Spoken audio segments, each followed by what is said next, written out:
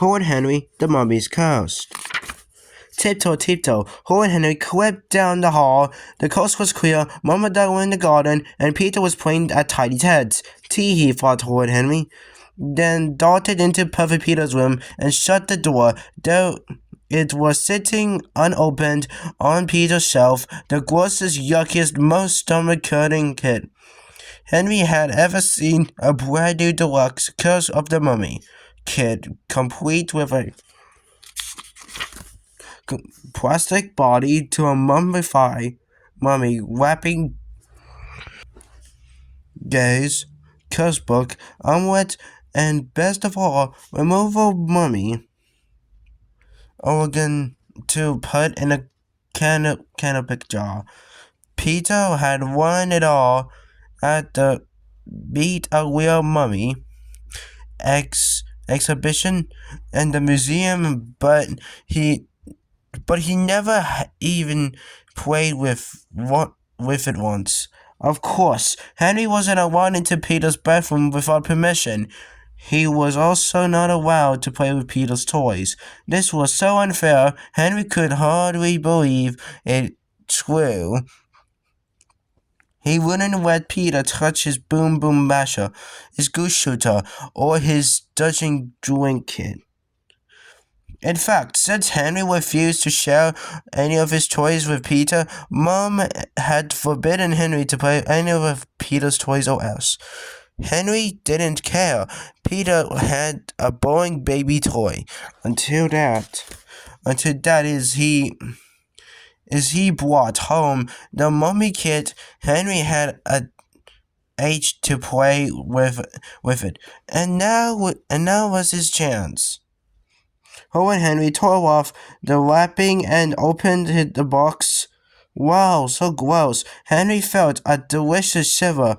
He loved mummies. What could be more thrilling than looking at an ancient wrap-up dead body? Even a pretend one was wonderful, and now he had hours of fun ahead of him. Peter Patter. Oh, help! Someone was coming up. Someone's coming up the stairs, Horrid Henry shoved the mummy kid behind him as Peter's bedroom door swung open and Perfect Peter strode in. Out of my way, Worm, shouted Henry. Perfect Peter swung off, then he stopped. Wait a minute, he said. You're in my room. You can't order me out of my own room. Oh yeah, blustered Henry. Yeah, said Peter. You're supposed to be at Ted's, said Henry, trying to distract him. He got sick, said Peter. He stepped closer. And you're playing with my kid. You're not allowed to play with any of my things, Mom said, so I am going to tell her right now. Uh-oh, if Peter told on him, Henry would be in big trouble, very big trouble. Henry had to save himself fast. He had two choices. He could leap on Peter and throttle him, or he could use weasel words. I wasn't playing with it, said Henry smoothly. I was trying to protect you. No, you weren't, said Peter. I'm telling. I was too, said Henry. I was trying to protect you from the mummy's curse. Perfect Peter headed for the door. Then he stopped. What curse, said Peter. The curse which turns people into mummies, said Henry desperately. There's no such thing, said Peter. Wanna bet, said Henry. Every day, everyone knows about the mummy's curse. They take on the shape of someone's familiar, but really they're mummies. They could be your cat. Fluffy, said Peter. Fluffy's a mummy. Henry looked at fat Fluffy snoring peacefully on a cushion. Even Fluffy, said Henry, or Dad, or me, or you. I'm not a mummy, said Peter, or even Henry paused. melodramatically, and then whispered, "Mom." "Mom, Mummy," gasped Peter. "Yup," said Henry, "but don't worry, you help me draw some eyes of ours. They'll protect us against her. She's not our mommy," said Peter. "That's what she wants us to think," whispered Henry. "It's all here in the Mummy's Curse book." He waved the book in front of Peter. "Don't you think the mummy on the cover represents you-know-who?" "No," said Peter. "Watch," said Horrid Henry. He grabbed a pencil. "Don't draw on a book," squeaked Peter. Henry ignored him and drew glasses on the mummy. "How about now?" he asked. Peter starting what was it his imagination, or did the mummy look a little familiar? "I don't believe you," said Peter. "I'm going straight down to ask Mom." But that's the worst thing you could do," shouted Henry. "I don't care," said Peter. Down he went. Henry was sunk. Mom would probably cancel his birthday party. When Peter blabbered, and he never even had a chance to play with the mummy kid. It was so unfair.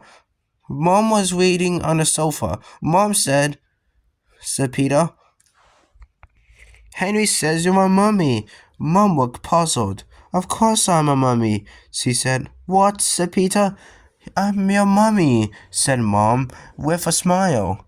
Peter took a step back. "I don't want you to be a mummy," said Peter. "But I am one," said Mom. Now come and give me a hug." "No," said Peter. "Let me wrap my arms around you," said Mom. "No wrapping," squealed Peter. I want my mummy." "But I am your mummy," said Mom. "I know," squeaked Peter. "Keep away, you mummy." Perfect Peter staggered up the stairs to Henry. "It's true," he gasped. "She said that she was a mummy." "She did," said Henry. "Yes," said Peter. What are we gonna do?" "Don't worry, Peter," said Henry. "We can free her from the curse." "How?" breathed Peter. How and Henry pretend to consult the curse book. First we must sacrifice to the Egyptian gods, Stars and Ostras, also and Horrid, said Henry. "Sacrifice?" said Peter. "They're like cat guys and stuff like that," said Henry. "No," squealed Peter, "not Fluffy." "However," said Henry, "we think through the curse book, marbles are also acceptable." As offering, Perfect Peter ran into his toy box and scooped up a handful of marbles. "Now, fetch me some wool," added Henry. "Wool," said Peter. Do not question the waste of animals." "Sweet Henry."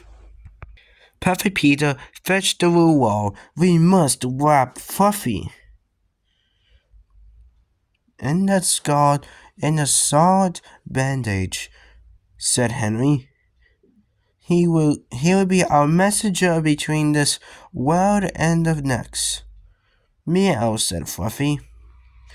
As he was wrapped from the head to tail in the wool paper. Now you," said Henry. "Me," squeaked Peter. "Yes," said Henry. "Do you want to be free Mom from the mummy's curse?" Peter nodded. "Then you must stand still and be quiet for 30 minutes, said Henry. That should give him plenty of time to have a go with the mummy kid. He started wrapping Peter. Round and round and round and round went the wool wall, until Peter was tightly from head to toe. Henry stepped back to admire his work. Goodness, he was brilliant. He was brilliant mummy maker. Maybe that's what he should do, what he should be when he grow up. Henry the mummy maker. Henry, world's finest mummy maker. Henry mummy maker to the stars. Yes, it certainly had a ring to it. You're looking fine, Mummy Peter, said Henry. I'm sure you'll be made very welcome in the next world. Huh? Said Peter. Silence, ordered Henry. Don't move. Now I must utter the Sarge spell by the most power of holiness, murderous, bonus, and stageless. Intoned Henry, making up all the Egyptian-sounding name he could. Stegosaurus, mumbled Peter. Whatever, snapped Henry. I call on a scarb. I call on Ace, free Fluffy from the mummy's curse, free Peter from the mummy's curse, free Mom from the mummy's curse, free— What on earth is going on in here? Shrieked Mom, bursting through the door. You horrid boy! What have you done to Peter? And what have you done to poor Fluffy? Meowed your old Fluffy. Mummy, squealed Perfect Peter. Ew, gross, thought Horrid Henry, opening up the plastic mummy body and placing the organs in the canopic jar. The bad news was that Henry had been banned from watching TV for a week. The good news was that Perfect Peter had said he never wanted to see that horrible mummy kid again.